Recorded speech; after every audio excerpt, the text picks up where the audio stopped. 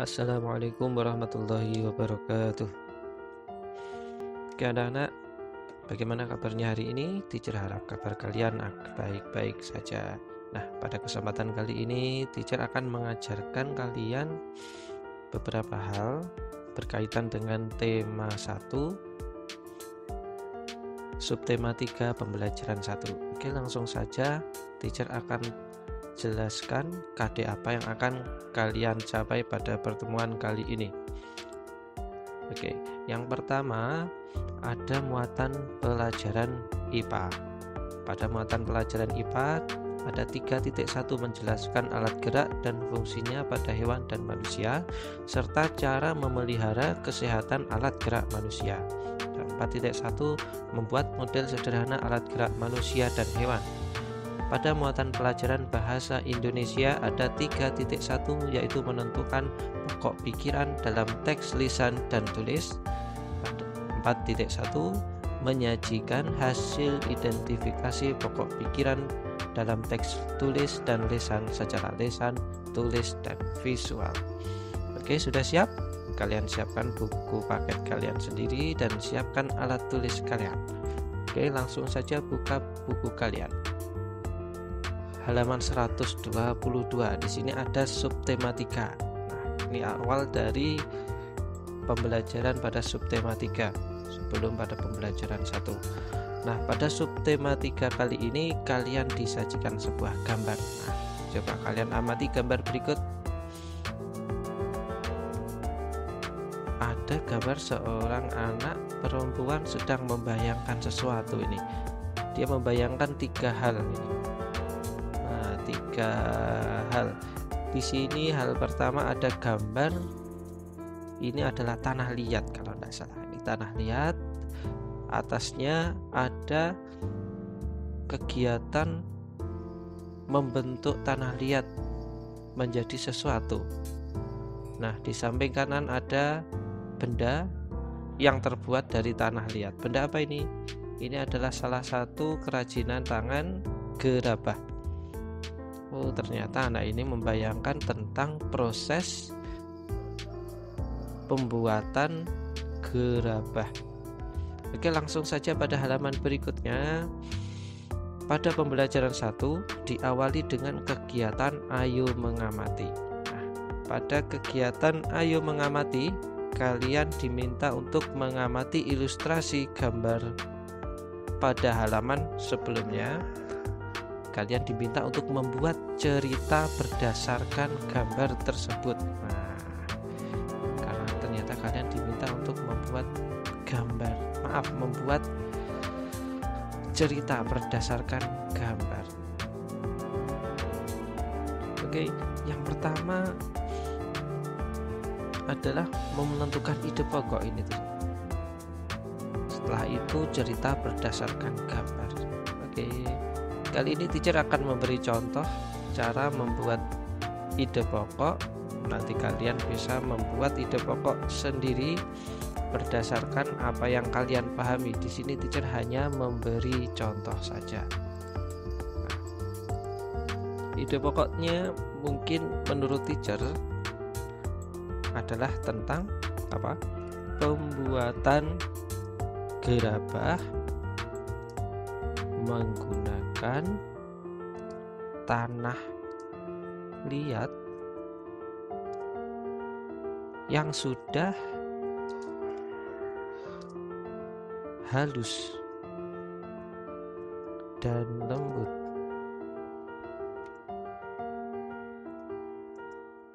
bebas dari batu kecil dan benda lainnya.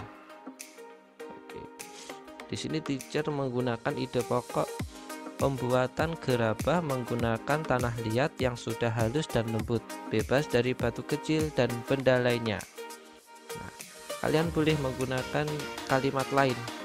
Proses pembuatan gerabah yang menggunakan tanah liat yang sudah halus boleh. Atau prosedur pembuatan gerabah menggunakan tanah liat boleh, atau kalimat lainnya. Di sini teacher menggunakan pembuatan gerabah menggunakan tanah liat yang sudah halus dan lembut, bebas dari batu kecil dan benda lainnya. Kenapa harus bebas dari batu kecil? Karena kalau tanah liatnya masih ada batu kecilnya atau benda-benda lainnya akan susah dibentuk, jadi sulit membentuknya karena terganjal batu itu tadi. Oke, cerita berdasarkan gambar. Langkah pertama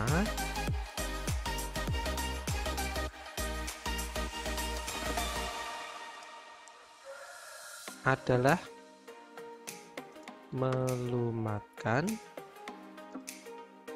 tanah liat terlebih dahulu.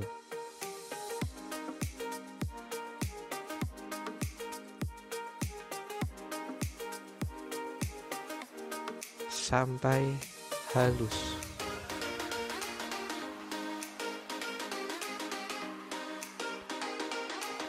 Atau tidak ada batu kecil dan benda lainnya.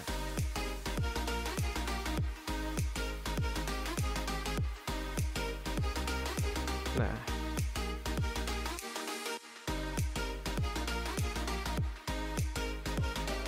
selanjutnya tahap berikutnya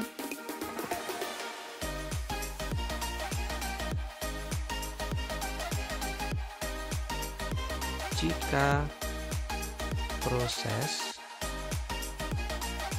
selesai, keringkan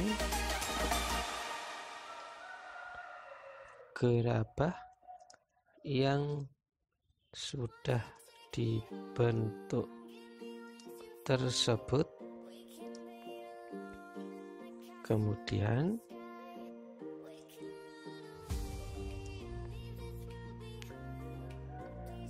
keringkan, tadi sudah dikeringkan, kemudian bakar di tempat pembakaran khusus. Nah, teacher di sini membuat satu ide pokok untuk satu paragraf. Nah, kalian diperbolehkan membuat 2 ide pokok untuk 2 paragraf, 3 ide pokok untuk 3 paragraf. Di sini teacher mencukupkan boleh membuat 1 ide pokok untuk membuat 1 paragraf. Oke, sudah jelas, bebas ide pokoknya, ceritanya juga bebas sesuai dengan kemampuan kalian. Nah, coba kalian buka halaman selanjutnya, yaitu halaman 124.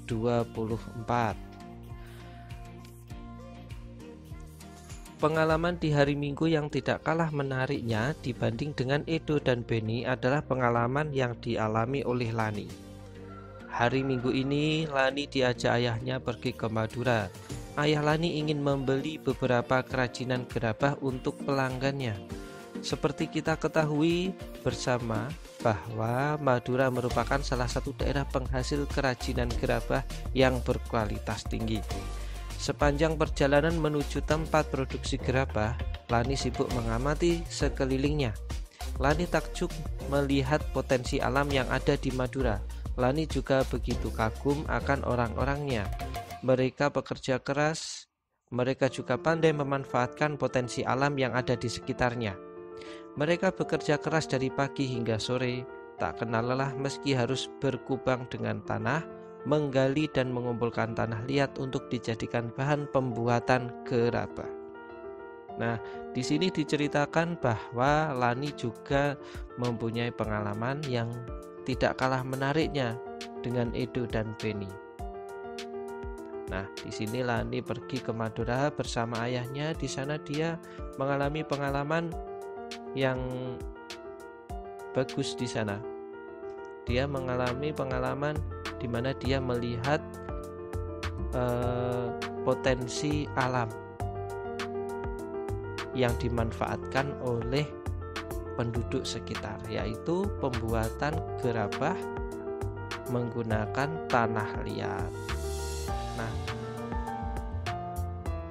coba kita lihat ada kegiatan apa di bawahnya. Ada kegiatan ayo membaca. Nah, pada kegiatan ayo membaca ini kalian disajikan satu teks terdiri dari beberapa paragraf. Nah, teacher akan baca, kalian tinggal menyimak. Gerabah dari Pulau Madura. Salah satu warisan kaya budaya yang sangat tua, luas persebarannya, dan mampu bertahan hingga sekarang adalah gerabah, yakni barang pecah belah dari tanah bakar yang dibuat secara tradisional. Gerabah juga dikenal dengan sebutan tembikar. Gerabah konon sudah dibuat manusia sejak mereka hidup, menetap, dan mulai bercocok tanam beberapa ribu tahun sebelum tahun Masehi, dan kini masih kita dapatkan di seluruh pelosok Nusantara, tidak terkecuali di Pulau Madura.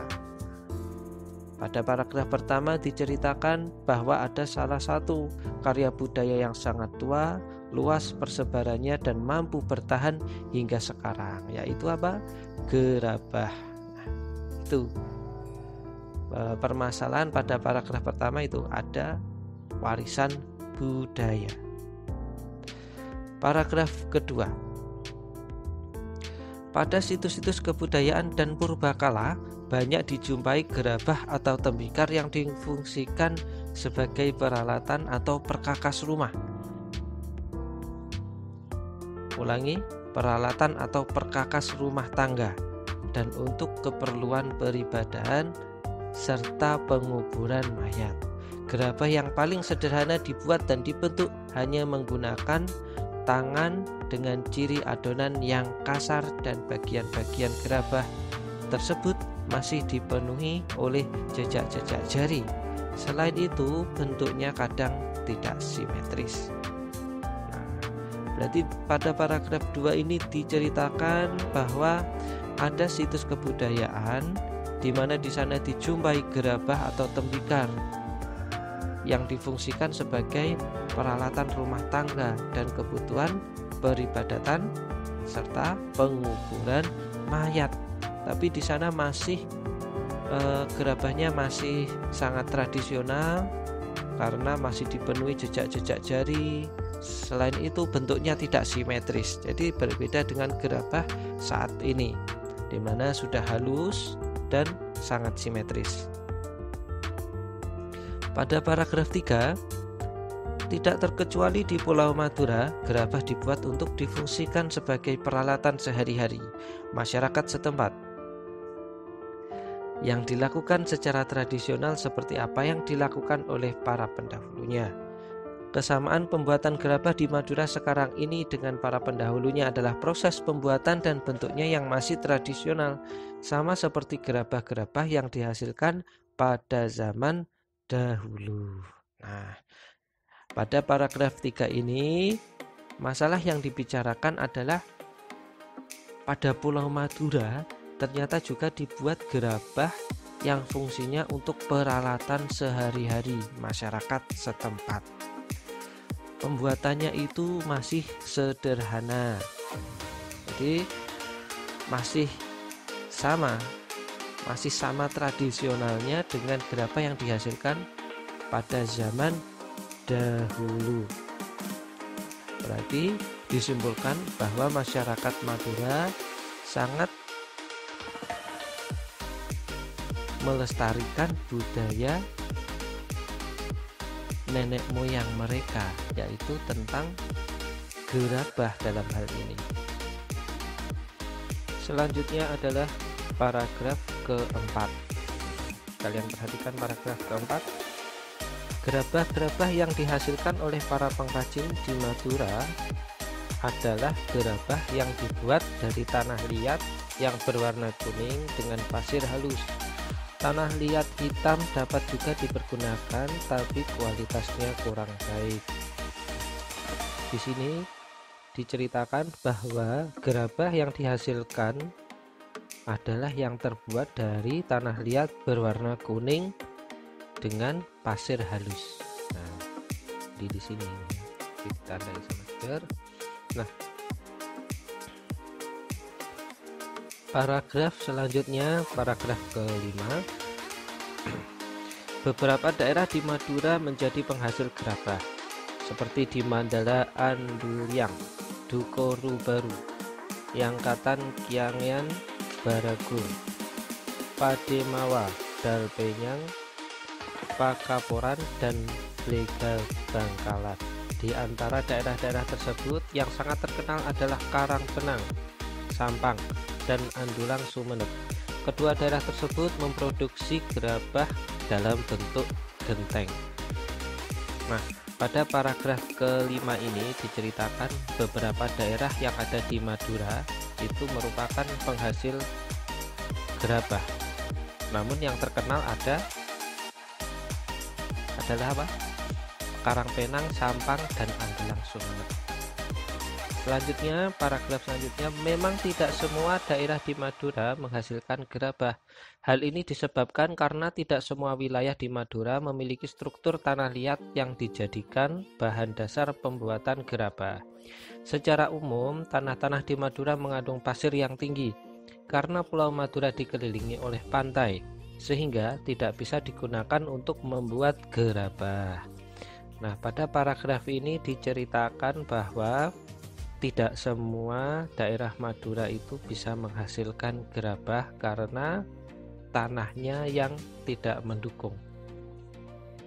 Oke, paragraf selanjutnya, di daerah penghasil gerabah tersebut ada semacam perjanjian kerja untuk membuat barang-barang yang sudah ditentukan secara turun-temurun atau spesialisasi. Dengan spesialisasi ini persaingan dapat dicegah. Gerabah Madura juga memiliki kekhasan lokal yang disebabkan oleh keahlian keterampilan pengrajin, tersedianya bahan, teknik pembuatan, dan teknik pembakaran. Dengan spesialisasi dan ciri khasnya itu, banyak kampung diberi nama sesuai dengan nama jenis tembikar tertentu.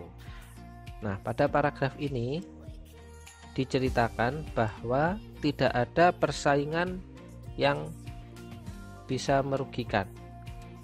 Karena apa? Persaingannya sehat dan ditentukan dengan aturan spesialisasi.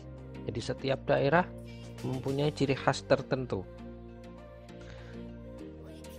Selanjutnya, peralatan pengrajin gerabah Madura adalah alat-alat tradisional yang tidak jauh bedanya dengan yang sudah digunakan pada zaman prasejarah. Alat-alat umum adalah cangkul, linggis, ember, dan alat-alat khusus seperti berikut. 1.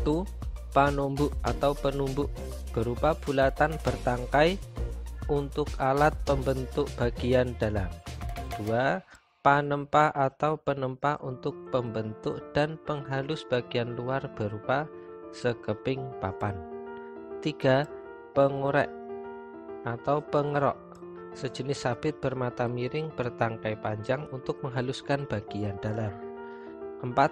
Panyabungan, wadah air untuk menetesi gerabah dengan secarik kain agar mudah dihaluskan. 5.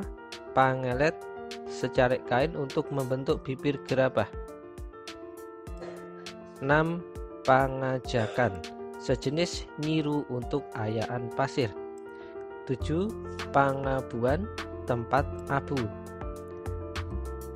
8. Panumpal, alat menyisikan abu dari pembakaran. Selanjutnya 9. Werkower adalah galah berujung kawat lengkung. Pamatong, jenis pisau atau kawat pemotong tanah liat. 11. Pungku adalah pembakaran gerabah.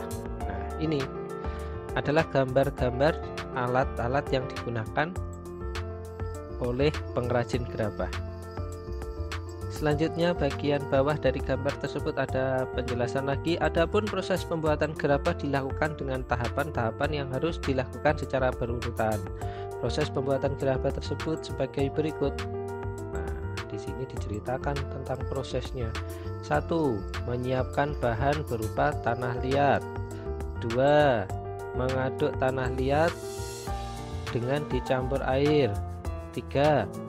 Setelah jadi adonan, diambil perbongkahan untuk dibuat bentuk dasar.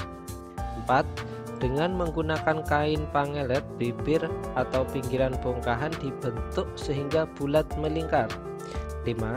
Bila yang dibuat sejenis periuk, maka ketika pinggiran atau bibir sudah jadi, lalu diangin-anginkan, baru kemudian membuat bagian perut yang terpisah dengan bibir. Kemudian setelah jadi perut dan bibir disambung dan diperhalus. Langkah selanjutnya, bila yang dibuat bertelinga atau bertangkai, maka dibuat telinga atau tangkai untuk kemudian ditempelkan atau digabungkan dan diperhalus. Langkah ketujuh, setelah halus dan diteliti kesempurnaannya, kemudian dijemur atau dibakar hingga benar-benar kering. Langkah ke-8, langkah terakhir setelah kering adalah dibersihkan. Namun untuk beberapa daerah ada yang masih menyempurnakannya dengan cat yang berasal dari lumpur. Oke, kalian buka halaman selanjutnya. Keberadaan pengrajin gerabah di Madura ini telah banyak memberikan manfaat baik untuk pengrajin, pemakai maupun untuk masyarakat umum. Pemakai gerabah Madura pemakai gerabah Madura memperoleh banyak keuntungan seperti harga murah, anti karat, mudah dibersihkan, dan mengurangi polusi. Di samping itu juga dapat menyerap banyak tenaga kerja. Kerajinan gerabah ini juga merupakan salah satu cara melestarikan warisan budaya yang telah turun-temurun. Mengingat manfaat-manfaatnya yang banyak, maka pelestariannya perlu mendapat perhatian kita semua. Salah satu caranya dengan menjaga kualitas. Nah, paragraf ini menceritakan tentang keberadaan pengrajin gerabah itu sangat membantu sekali. Membantu siapa? Membantu pengrajin itu sendiri maupun masyarakat sekitar, yaitu pemakai gerabah. Di antaranya otomatis mengangkat perekonomian pengrajin. Untuk lingkungan, manfaatnya adalah tidak adanya polusi atau mengurangi polusi, sedangkan manfaat untuk masyarakat adalah tersedianya peralatan rumah tangga bagi mereka. Selanjutnya, meski gerabah masih tetap diproduksi, tetapi dalam perkembangannya dihadapkan pada produk-produk modern. Produk-produk modern tersebut tidak hanya proses pembuatannya yang modern, namun juga menggunakan bahan-bahan yang lebih praktis dan lebih tahan lama, seperti dari plastik, karet, besi, dan aluminium.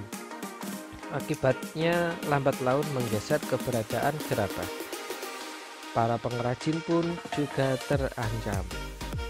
Nah, di paragraf terakhir ini diceritakan bahwa meski gerabah masih tetap diproduksi, tapi mereka pada akhirnya harus bersaing dengan produk-produk modern.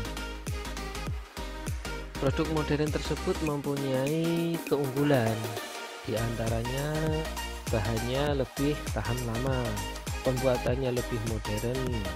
Nah, jadi persaingan mereka mau tidak mau harus berhadapan dengan produk-produk modern, karena produk modern menggunakan peralatan yang canggih sehingga variasinya mungkin lebih banyak. Bahannya seperti plastik, karet, besi, dan aluminium. Oke, itu tadi sebuah teks yang terdiri dari beberapa paragraf. Nah, di sini kalian diminta untuk membuat kalian diminta untuk melakukan aktivitas menulis. Nah, coba kalian baca perintahnya. Berdasarkan bacaan di atas, temukan ide pokok masing-masing paragraf. Nah, tadi ada berapa paragraf ya tadi? Ada 11 paragraf ternyata. Nah, coba kita tentukan paragrafnya. ide pokoknya maksudnya pada paragraf 1 ide pokoknya tadi tentang apa? Coba kita baca sekilas lagi.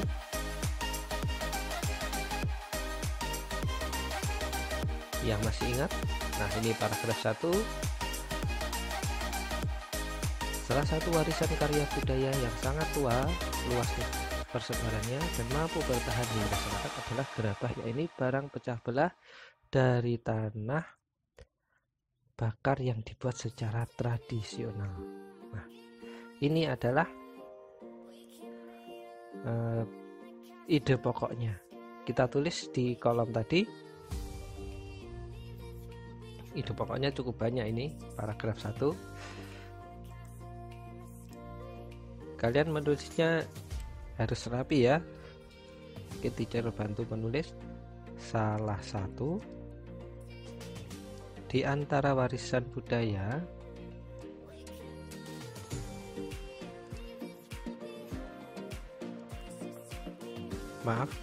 karya budaya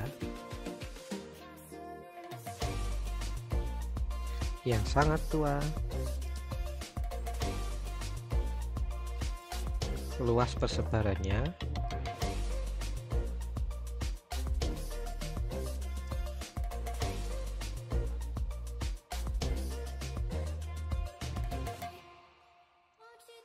dan mampu bertahan hingga sekarang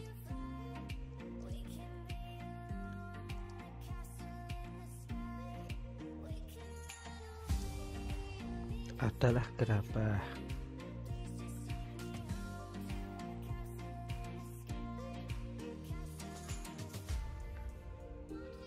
Yakni barang pecah belah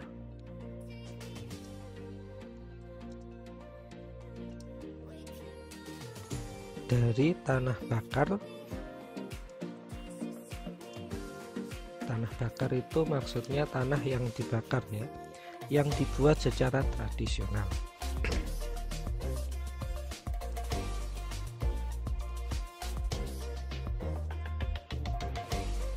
Oke, titik. Selanjutnya paragraf 2. Kita amati lagi paragraf 2. Di paragraf 2 ini kita baca sekilas. Pada situs-situs kebudayaan dan purbakala banyak dijumpai gerabah atau tembikar yang difungsikan sebagai peralatan atau perkakas rumah tangga dan untuk keperluan peribadahan serta penguburan mayat. Gerabah yang paling sederhana dibuat. Oh, ini yang menjadi kalimat utamanya adalah kalimat yang pertama ini. Nah, ini kalimat yang pertama ya. Ini tadi kalimat yang pertama juga. Oke, kita tulis pada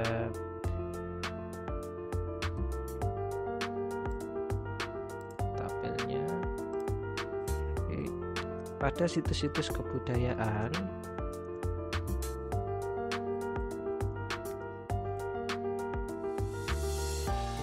dan purbakala banyak dijumpai gerabah atau tembikar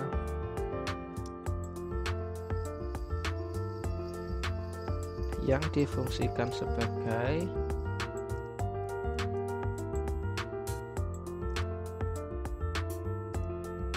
peralatan atau perkakas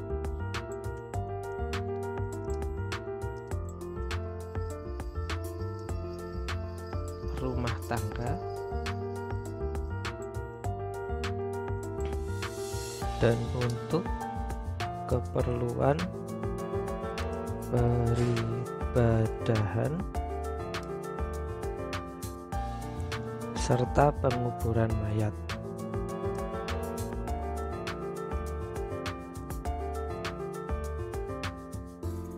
Titik. Selanjutnya paragraf 3. Di paragraf 3 tadi membicarakan tentang Pulau Madura itu menghasilkan gerabah tidak untuk difungsikan sebagai peralatan sehari-hari masyarakat.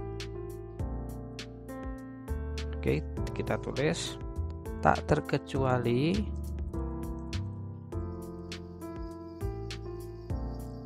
di Pulau Madura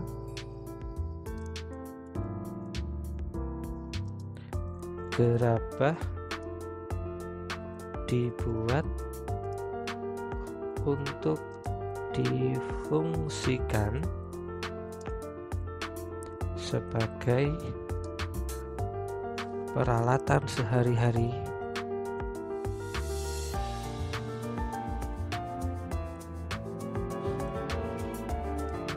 masyarakat setempat.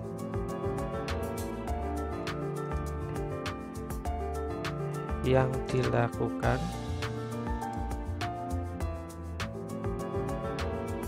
secara tradisional seperti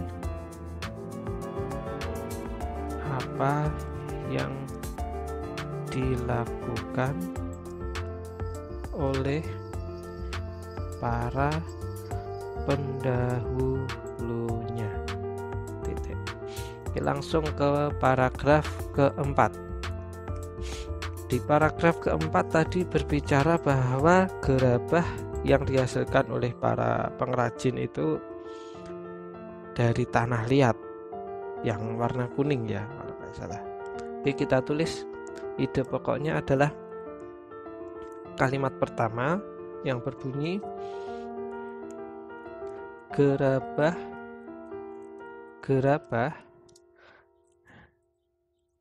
yang dihasilkan oleh para pengrajin di Madura dihasilkan oleh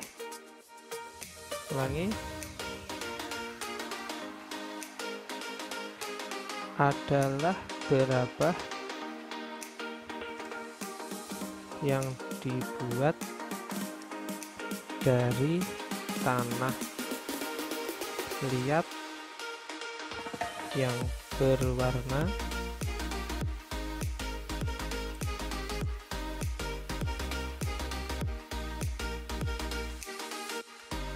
kuning dengan pasir halus.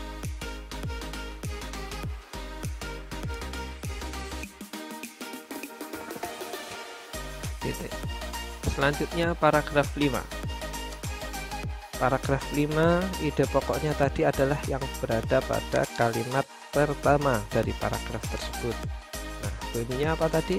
Bunyinya adalah beberapa daerah di Madura menjadi penghasil gerabah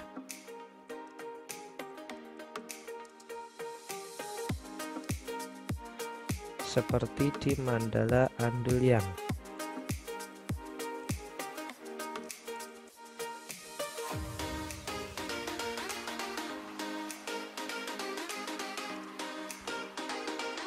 Dukoru Baru.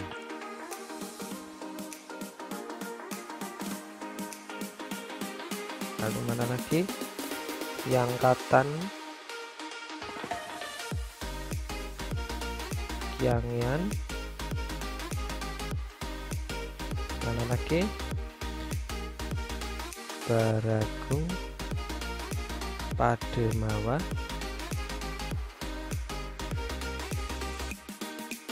lalu dan Penyang, Pakaporan.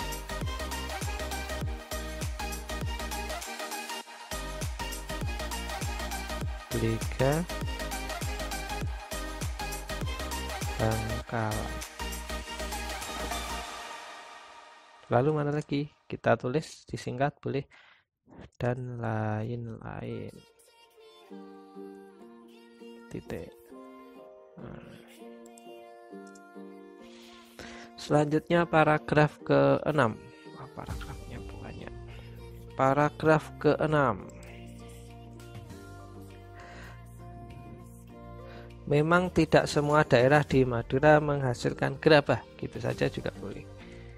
Memang memang tidak semua daerah di Madura menghasilkan gerabah. Titik. Paragraf 7. Di antara daerah-daerah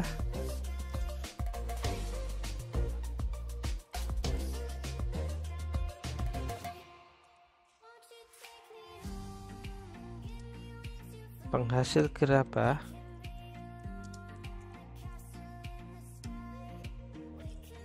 tersebut ada semacam perjanjian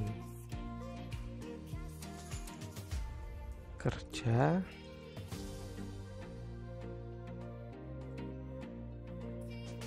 untuk membuat barang-barang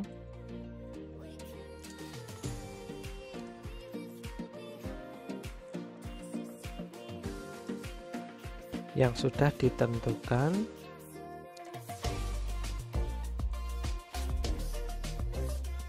secara turun-temurun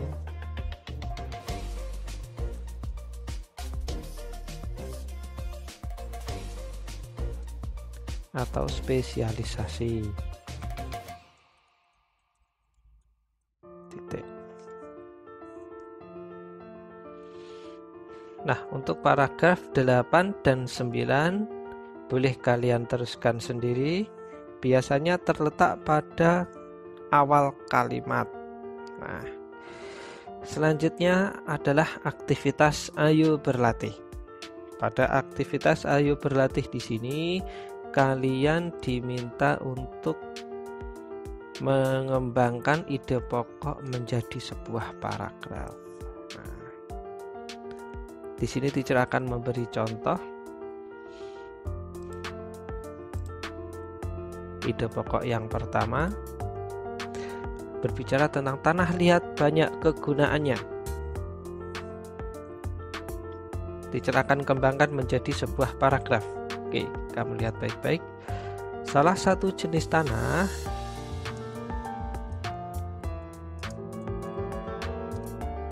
yang banyak memiliki manfaat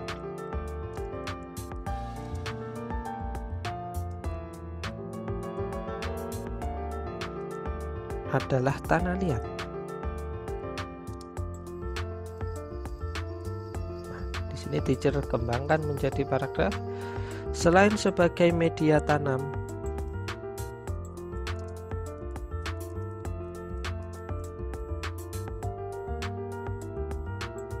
bagi berbagai jenis tanaman,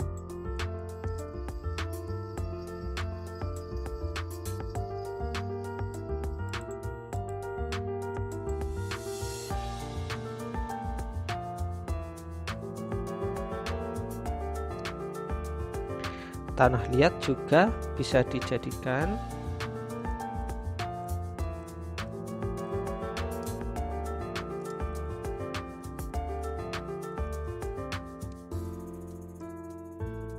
sebagai bahan dasar gerabah.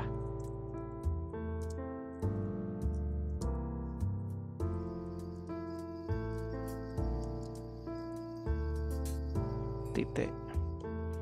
Nah, jangan lupa baris pertama pada paragraf agak ke dalam. Selanjutnya, proses pembuatan gerabah dari tanah liat.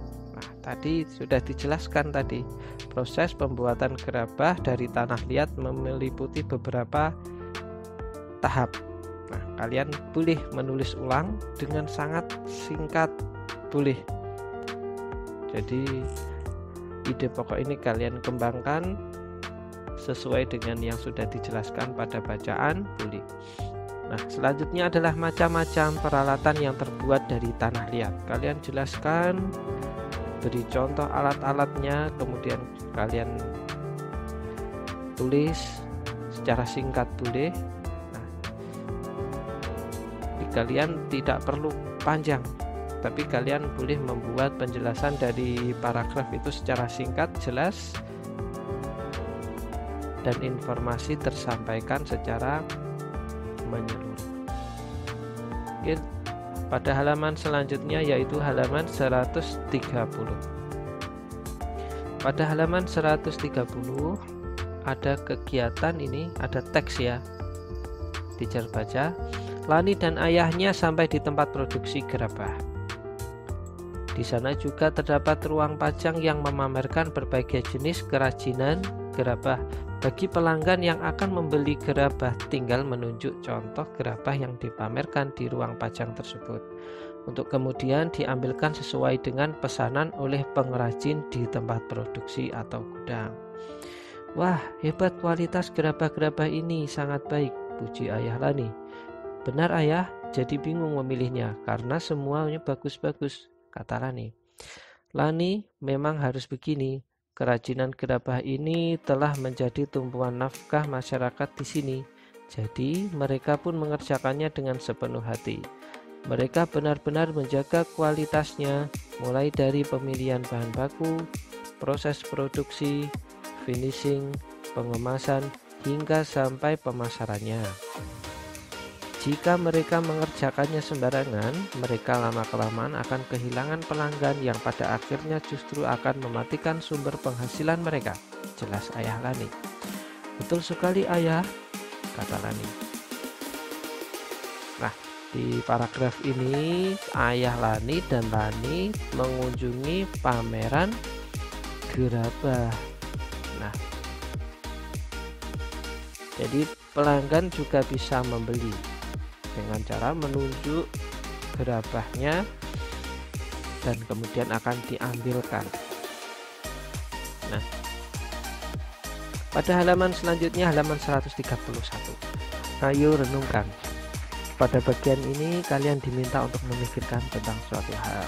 Nah, apa ya yang dipikirkan? Oke, mari kita baca sama-sama. Pengrajin gerabah merupakan salah satu profesi yang ada di Indonesia.